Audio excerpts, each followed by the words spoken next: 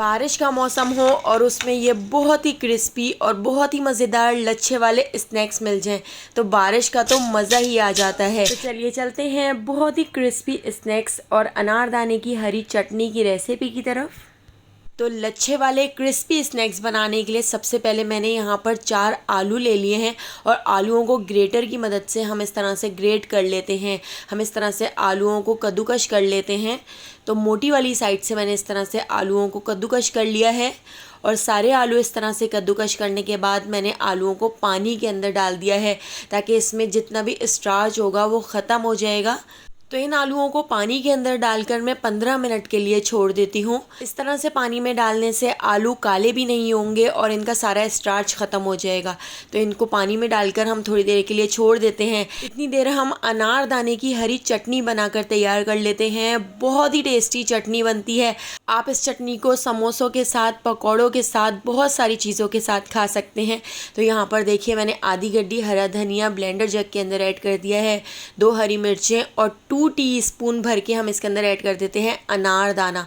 तो अनारदाने का फ्लेवर इसके अंदर बहुत ही अच्छा आता है। ये चटनी हल्की सी खट्टी मीठी और बहुत ही टेस्टी होती है। तो देखिए यहाँ पर मैंने एक मीडियम साइज़ का इस तरह से लेमन ले लिया है। तो लेमन भी हम इसके अंदर निचोड़ देते हैं।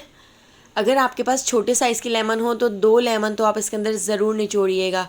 4 हमने यहाँ पर लहसुन की कलियाँ ले ली हैं तो लहसुन की कलियाँ भी हम इसके अंदर ऐड कर देते हैं।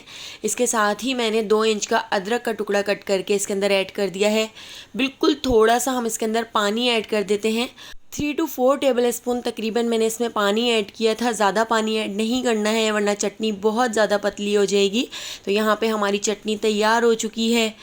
अब हम आलू की तरफ आ जाते हैं। तो देखिए आलूओं को भी हमने 15 मिनट के लिए पानी के अंदर छोड़ दिया था। अब आलूओं को भी हम इस तरह से अच्छी तरह निचोड़ लेते हैं, इसका सारा पानी निकाल लेते हैं।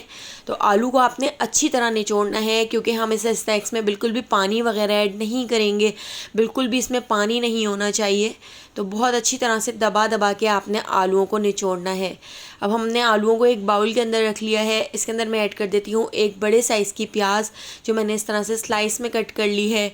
इसके साथ ही मैंने यहाँ पर 6 से 7 बारीक कटी हुई हरी मिर्चें भी ऐड कर दी हैं।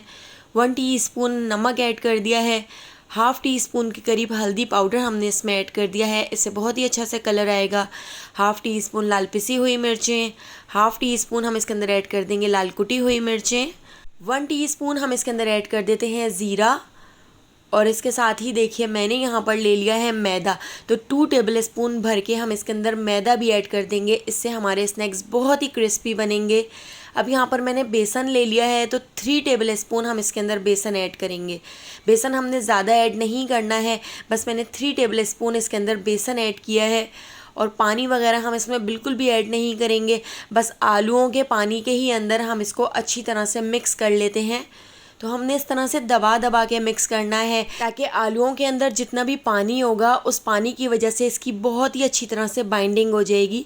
इसके साथ ही मैंने यहाँ पर हरा धनिया ले लिया है तो हरा धनिया भी हम इसके अंदर ऐड कर देते हैं और इसको भी हम अच्छी तरह से मिक्स कर लेते हैं। तो इस मिक्सचर को बना के आपने रखना नहीं है, बस फ़ौरन ही आपने इसके स्नैक्स या इसके पकौड़े बनाकर तैयार कर लेने हैं। तो बहुत ही क्रिस्पी पकौड़े बनेंगे। एक बार तो इसको ज़रूर ट्राई करके देखिएगा। तो देखिए ऑयल को मैंने मीडियम फ्लेम पर गरम कर लिया था। अब हमने बिल्कुल इस तरह से इन पकौड़ों को उठाते जाना है और लच्छों के शेप में हमने इसको इस तरह से डालते जाना है। आपने इस मिक्सचर को बहुत ज़्यादा दबाकर या बॉल की शेप में इसको बनाकर नहीं ऐड करना है ऑयल में, वरना इसके जो लच्छे हैं वो नज़र नहीं आएंगे। बस थोड़ा थोड़ा सा मिक्सचर हम इस तरह से उठाते जाएंगे और ऑयल में मीडियम फ्लेम पर हम इसको फ्राई कर लेंगे। तो आपने ना ही तो बहुत ज़्यादा हाई फ्लेम रखना है ना ही बहुत ज़्यादा लो, बस मीडियम से थोड़े से कम फ्लेम पर आप इसको इस तरह से फ्राई कर लीजिएगा। देखिए कितना प्यारा सा कलर आ चुका है, बहुत ही क्रिस्पी, अंदर तक बहुत अच्छी तरह से फ्राई हो गए हैं। तो इनको हम इस तरह से निकाल लेते हैं।